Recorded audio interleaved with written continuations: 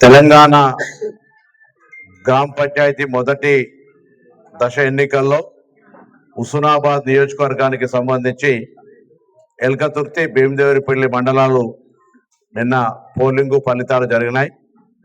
ముందుగా 85% పైగా పోలింగ్లో పాల్గొన్న ప్రజలందరికీ ధన్యవాదాలు.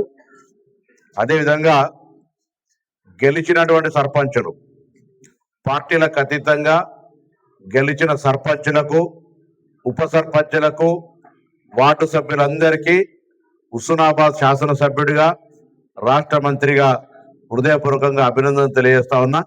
అదేవిధంగా తెలంగాణ వ్యాప్తంగా గెలిచినటువంటి సర్పంచులకు, ఉప సర్పంచులకు, వార్డు సభ్యులకు కూడా హృదయపూర్వకంగా అభినందనలు తెలియజేస్తూ, గాంధీజీ కన్న కలలు గ్రామ స్వరాజ్యానికి సంబంధించి పూర్తి స్థాయిలో గ్రామ అభివృద్ధికి కృషి చేయాలని, రాష్ట్ర ప్రభుత్వం అందుకు సంబంధించి పూర్తిగా మీకు అండగా ఉంటుందని, గ్రామ స్థాయి రాజకీయాలకు అతీతంగా ప్రజలందరికీ సంబంధించిన సమస్యల్ని ఉన్నత అధికారుల దృష్టికి కానీ, ఉన్నత ప్రజాప్రతినిధుల దృష్టికి కానీ, ప్రభుత్వం దృష్టికి కానీ తేవడం ద్వారా గ్రామీణ ప్రాంత ప్రజల సమస్యలన్నీ కూడా పరిష్కరించే విధంగా చొరవ చూపెట్టాలని నూతనంగా ఎన్నికైనటువంటి సర్పంచులను, ఉప సర్పంచులను, వార్డు సభ్యులను కోరుతా ఉన్నా.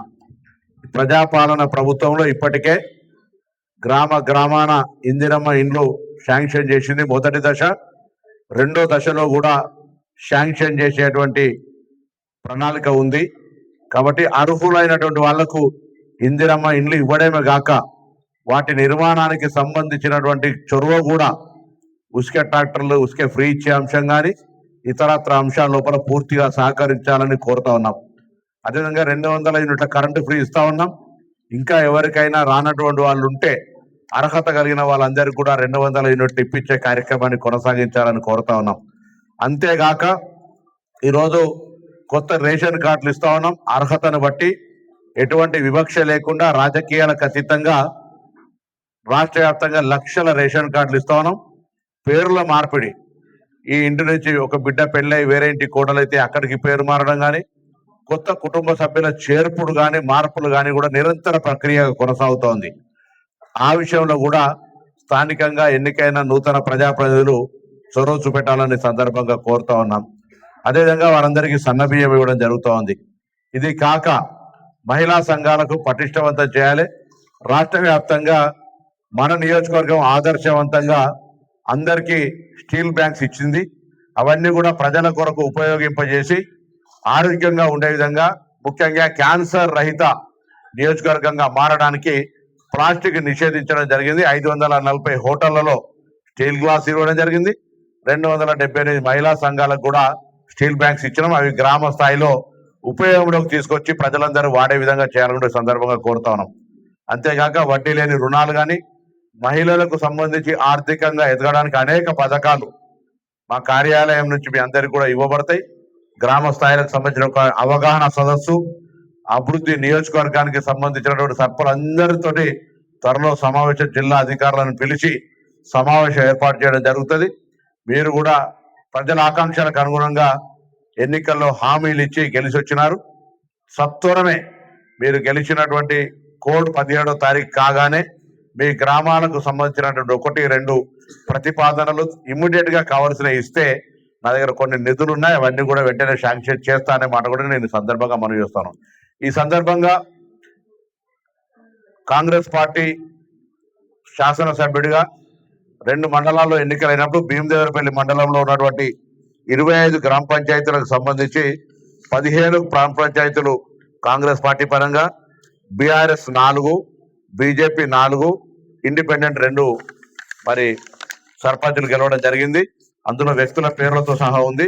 ఓటింగ్ పర్సెంటేజ్ వస్తే కూడా మొత్తం పోలైన ఓట్లు 33,022 అయితే కాంగ్రెస్ పార్టీకి 14,000 ఓట్లు, టిఆర్ఎస్ పార్టీకి 11,000 ఓట్లు, అంటే 44%, 33%, బీజేపీకి 4,212%, మిగతా ఓట్లకు అందరు కలిపి 1,800, 6% చొప్పున. ఇది కూడా సర్పంచుల వారిగా మా నియోజకవర్గానికి సంబంధించినటువంటి కాంగ్రెస్ పార్టీకి సంబంధించి. అదేవిధంగా ఎల్కతుర్తిలో కూడా మరి 20 గ్రామ పంచాయతీలు ఉంటే ఇక్కడ 10 కాంగ్రెస్ పార్టీ తరఫున, 7 టిఆర్ఎస్ తరఫున, సిపిఐ 1 ఇండిపెండెంట్ 2 గెలిచినారు. ఇక్కడ కూడా మరి 12,000 చిల్లర 43% మెజార్టీ కాంగ్రెస్ కుంటే 11,000 తోటి 41% టిఆర్ఎస్ కుంది. బీజేపీ కూడా 2,300 తోటి 8% ఉంది. అదర్స్ 3.9% తోటి ఉన్నారు. మేము సరే సర్పంచులు పార్టీలకు అతీతంగా గెలిచినప్పటికీ ఆయా పార్టీల సానుభూతి పరులు అవన్నీ కూడా ఉంటాయి.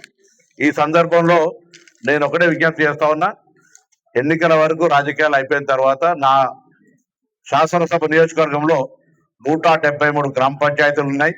16 ఏకగ్రీవంగా గెలవడం జరిగింది. మిగతా గ్రామ పంచాయతీలకు మొదటి 3వ ఫేజ్లో ఉన్నాయి. 17వ తారీఖు నాడు 4 మండలాలు, సిద్దిపేట జిల్లాలో ఉన్నటువంటి కోహెడ, అక్కన్నపేట, హుస్నాబాద్ తో పాటుగా కరీంనగర్ లో ఉన్నటువంటి సైదాపూర్ 4 మండలాలు 17 తారీఖు నాడు ఉన్నాయి.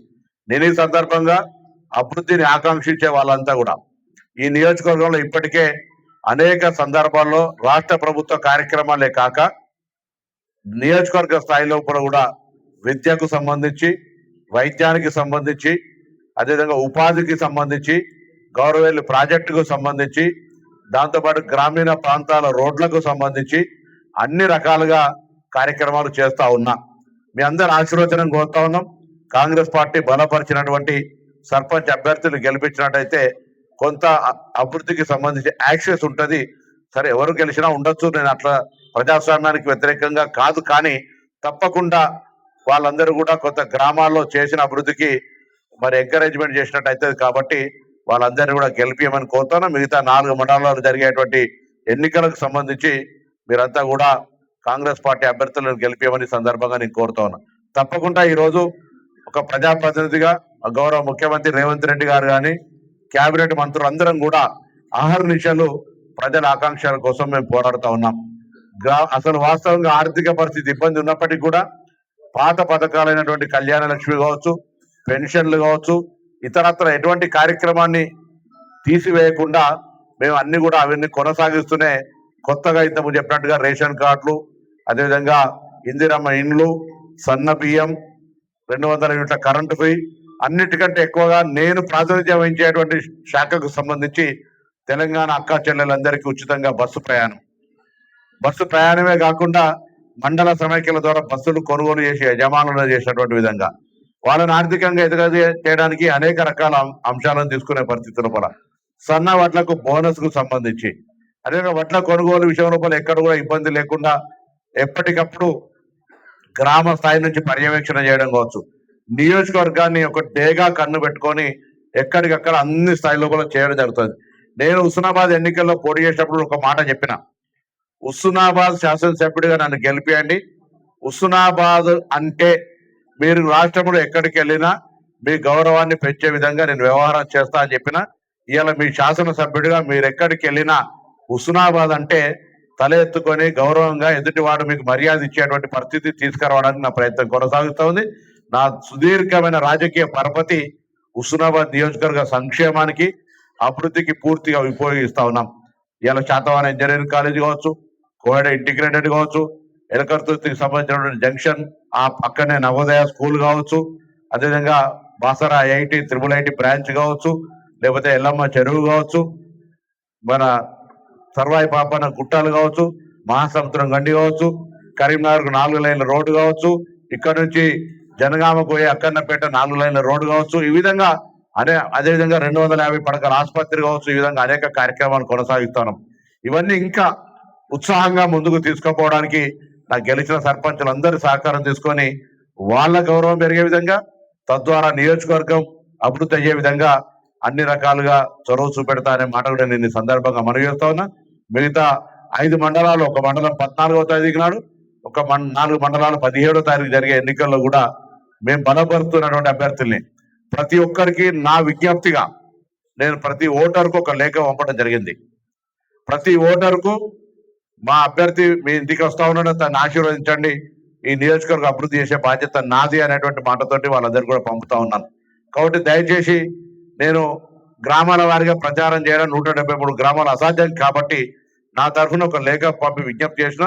ఈ 4 మండలాలు 5 మండలాలను కూడా మేము బలపరుస్తున్న అభ్యర్థులు గెలిపియండి.